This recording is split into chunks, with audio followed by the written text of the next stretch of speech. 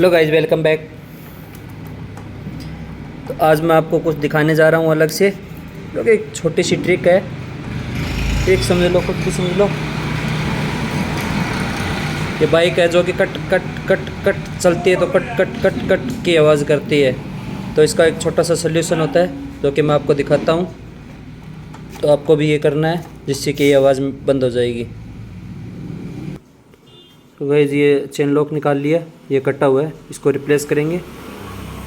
और आपको भी इसको रिप्लेस करना है नए से।